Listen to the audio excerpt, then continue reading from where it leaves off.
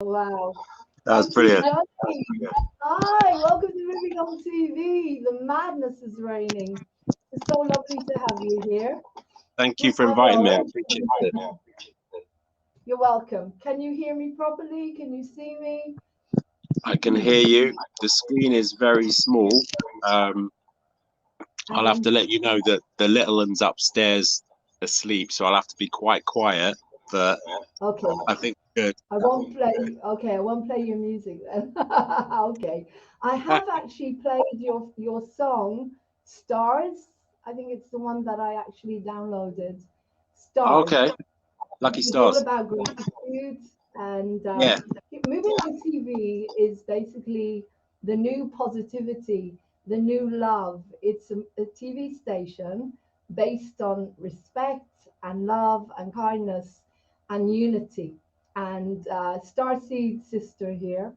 And so I'm very, very interested in what you're doing because to me, quite honestly, to me, the concept of hip hop has always been covered in negativity, Mm. in bad language, in swearing, the stuff that comes from America, the real hip hop. So Yeah. how does it work? Because you call yourself a conscious hip hop artist. I'm a conscious light worker. You're a Yeah. conscious hip hop artist. I'd love to understand if you could explain that concept to us. So I'm going to mute now and I'm going to let you. Um, it's a really great question, Lauren. And I'm really glad you asked that question. I think with the hip hop, I think it's as diverse as life itself. You've got positive, you've got negative, you've got people that came from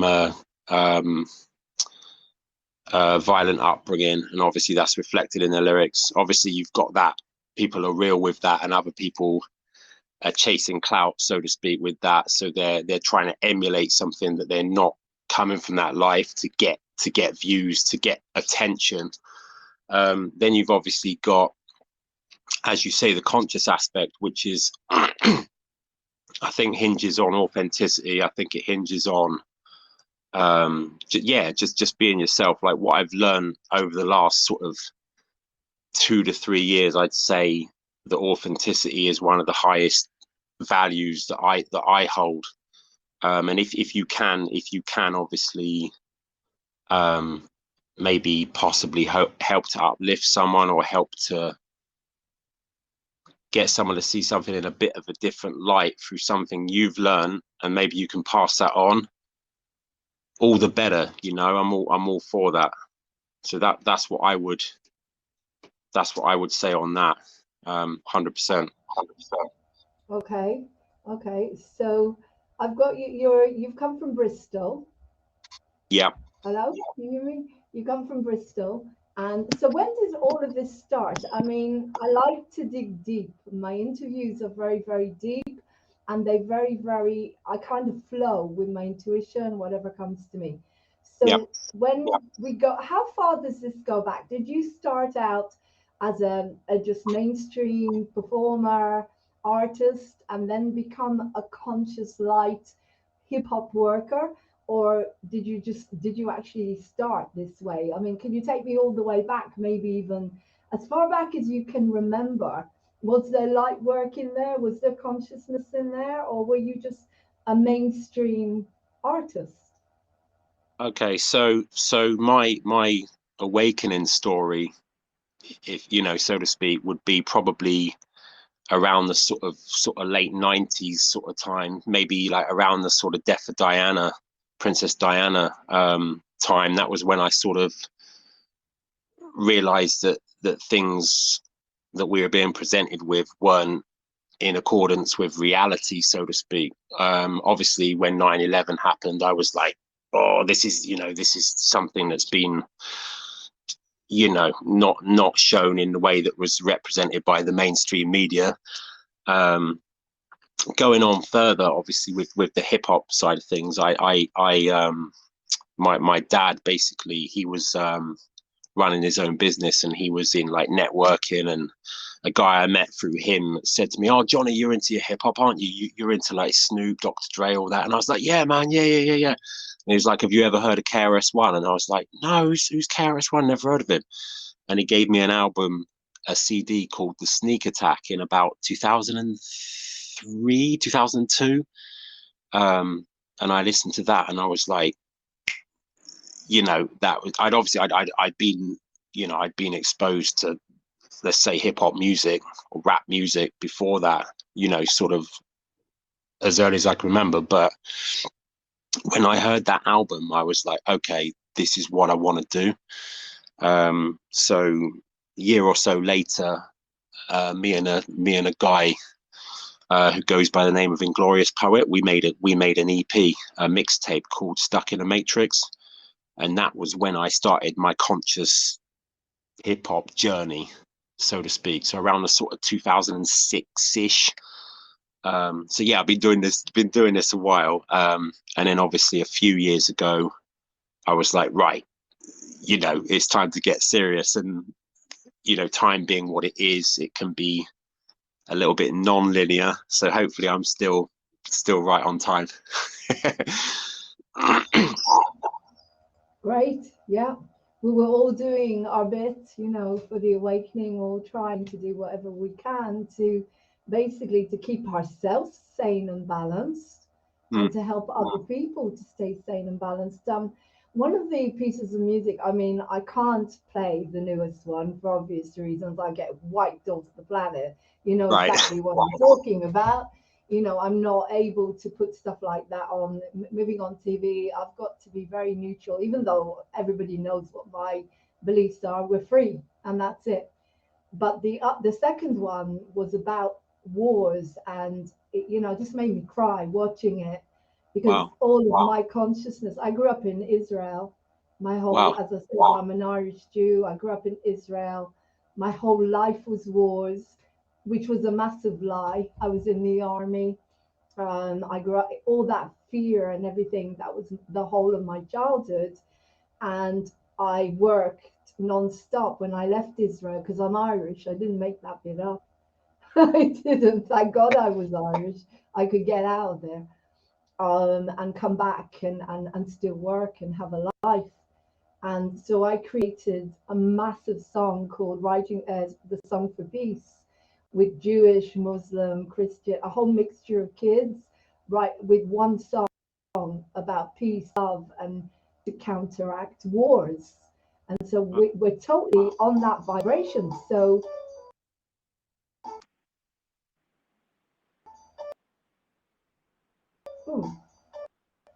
sorry, where did that come from?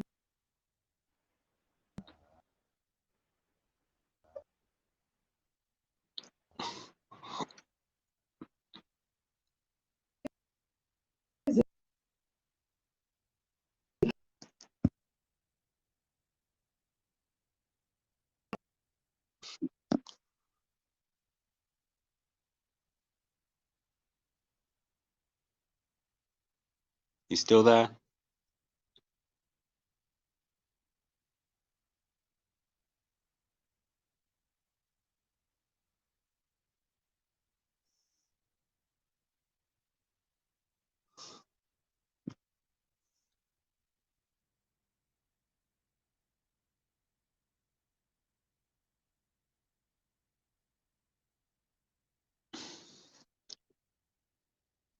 I think I've lost you.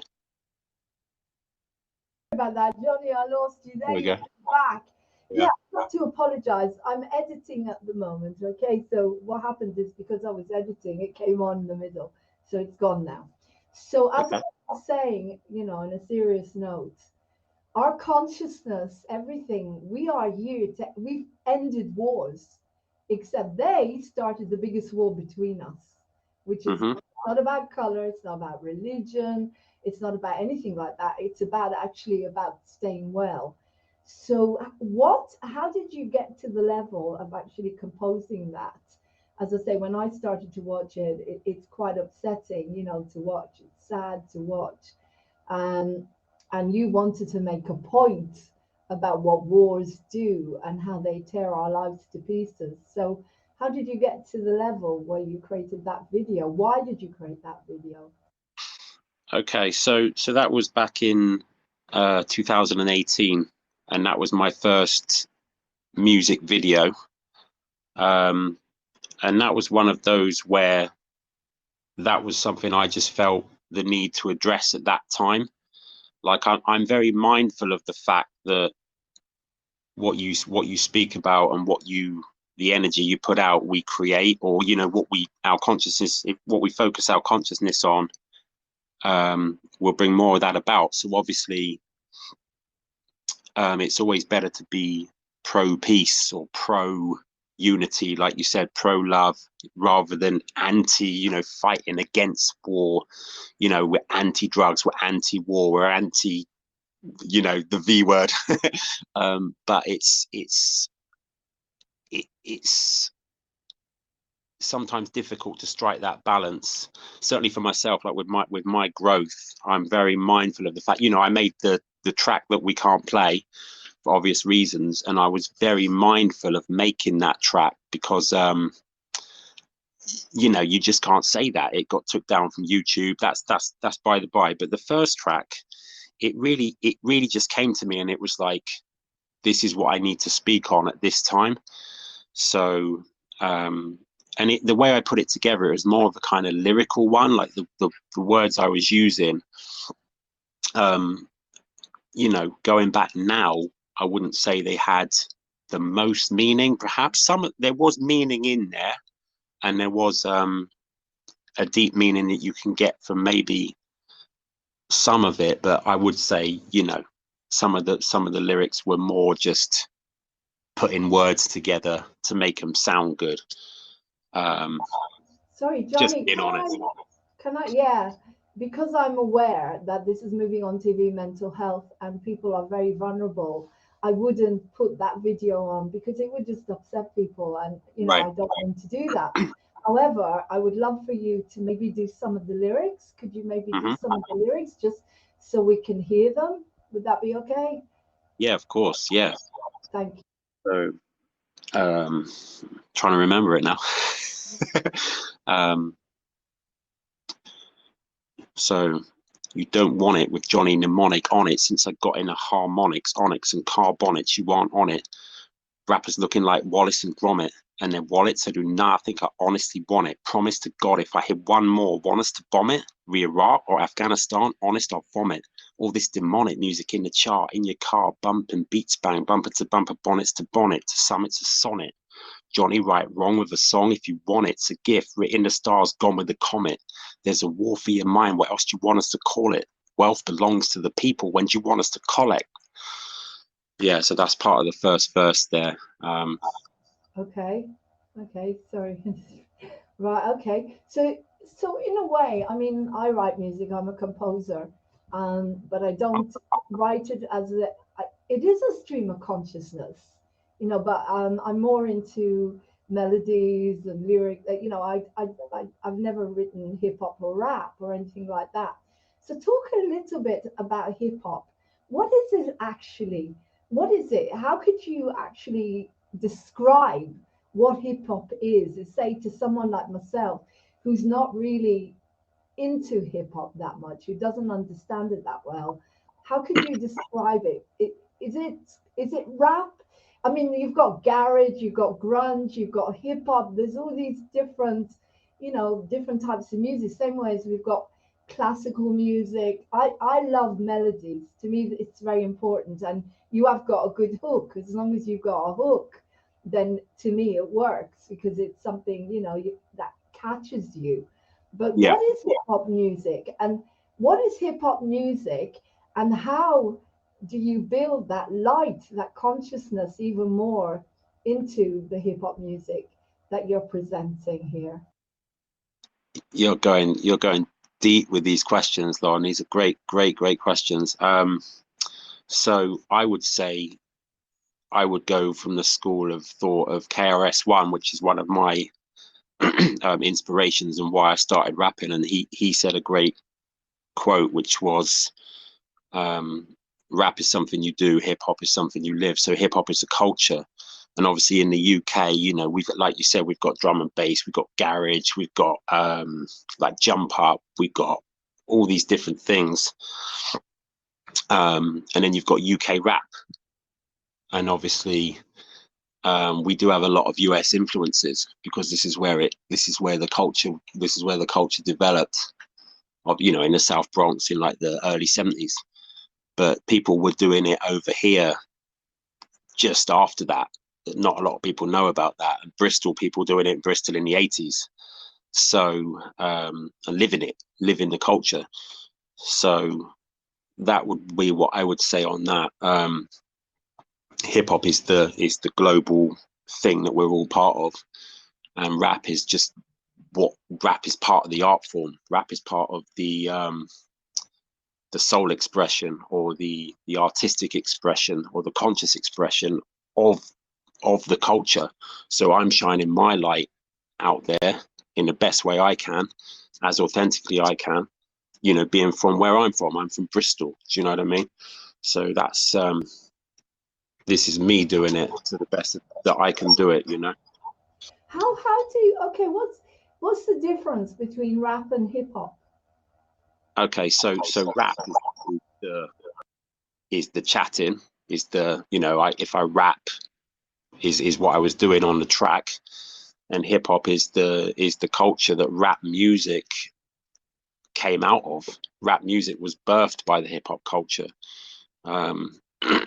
Hip hop culture gave birth to, you know, it gave birth to breaking, which is breakdancing. It gave birth to MCing or rapping.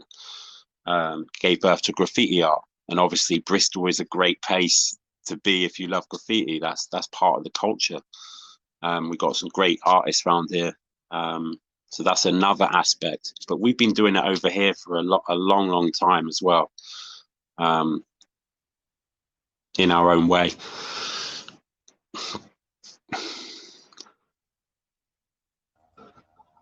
Yeah, you know what I'm thinking here? You know, when you think about music, before you had studios and instruments and before it got contaminated, well, you had hip hop, you had people would just sit there, they would just, you know, drum and dance around, and it was just natural. And I'm making a connection here with, in a way, with holistic, you know, the Yeah. holistic thing before it got marred. I can't really talk about medicine. I don't, that's not what I want to talk about, but it's similar.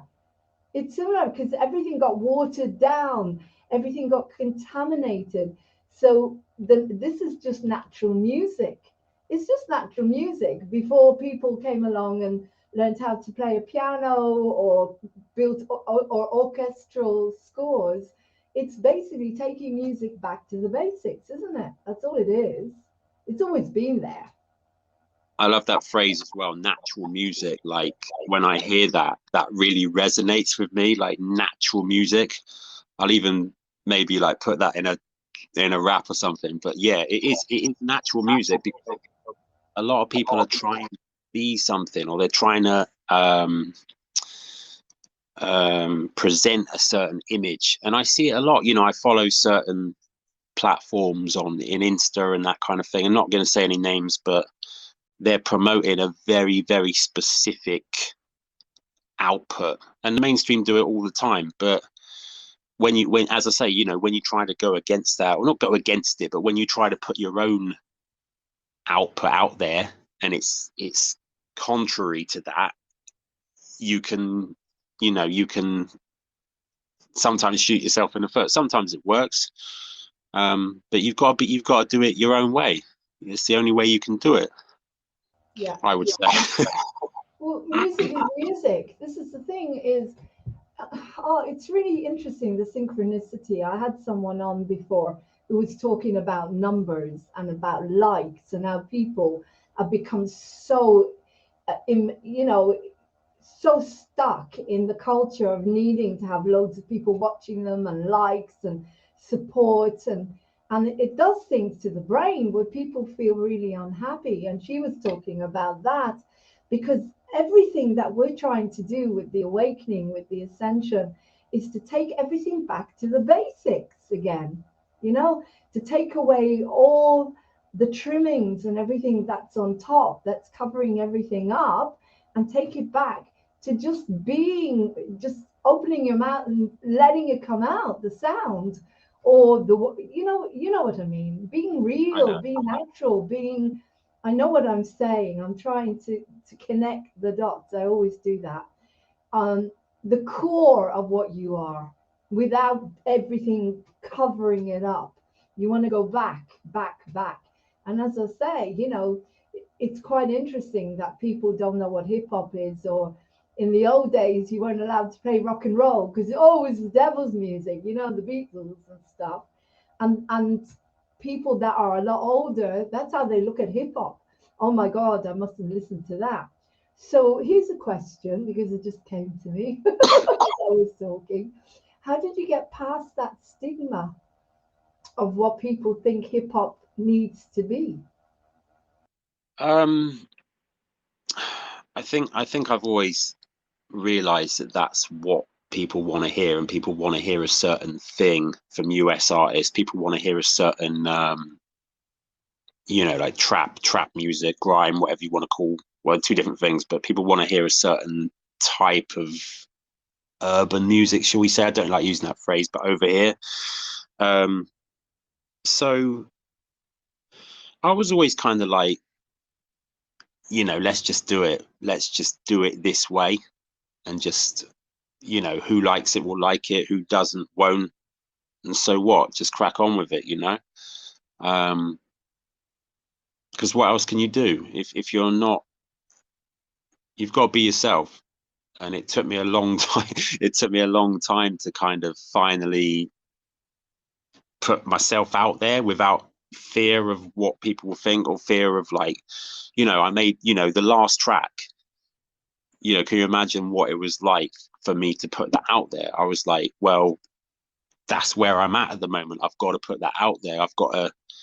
Um, I've got to reflect that viewpoint that I've got, and people connected with me because of that. And that's what it's about, is connecting with like-minded people that feel the same as you, and that we can elevate together and we can progress things together, because that's what it's about. We can only do so much on our own, can't we? I must admit that at the beginning of all of this, I was right out there, Queen of Swords, doing all the interviews with all these people that I can't talk about. And at some point, YouTube just kept whacking me off. And I thought, well, I want to build a TV station here. I want to build something that's lasting, something that people can really, really get the point. And so those kind of programs go on BitChute.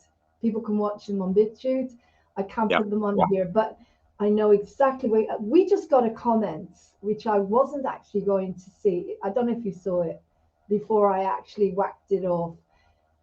There are people that come on here and they have no morals, and they were referring to the religion, to my religion, and saying things that I'm really surprised that YouTube allow people to mention, to actually say what they just said, when they will not allow you and me to talk about the freedom, or to sing about the freedom that we believe in, or even to put on your amazing piece of music of what we're going through. And yet they're allowed to say the things that they were saying. I mean, sometimes I get shocked at the things that people put on here, the Yeah. trolls, Yeah. and because it's so against the law in every single way. It's Mm. against human rights and against everything that YouTube puts out there. But this is the kind of world we're living in, is that, so how are you building an audience? Because, okay, there are millions and billions of us out there. We do know that. Thank God we know that. So is that how you're building your audiences? Is that how you're bringing people on, through connecting to the people on that consciousness, or are you able to use that piece of music? I mean, will anybody listen to it who isn't on that consciousness? Because that to me is more interesting.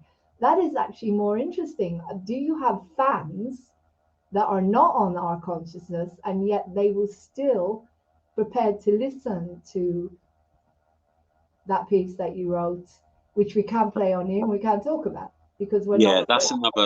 that's another really interesting one as well. Like, I haven't maybe given that as much thought as I possibly, it would be good to give that some thought, but um there are some.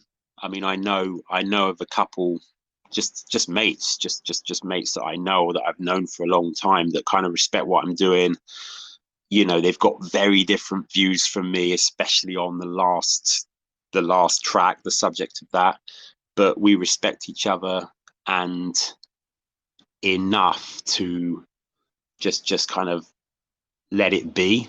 Like, yeah, I mean, I'm not gonna like mention names, but I've got a mate who's like, he just loves hip hop, and he's got like basketball trainers, and he was rapping, freestyling at the local pub where we used to go like 20 years ago. Do you know what I mean? Before I even really started, and it's but he's got very different views from me on the current situation, shall we say, because of differing levels of um consciousness, whatever you want to call it.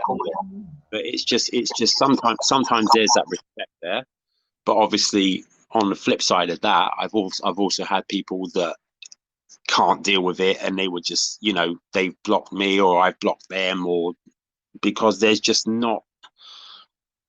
But even those people, like, I go to certain events and I see people that are dead against what I was saying, but there's still that mutual respect there. We can still say, hey, what's going on? We can still chat, and there's still that respect. And then there's also the other lot that don't want anything to do with you now. It is what it is.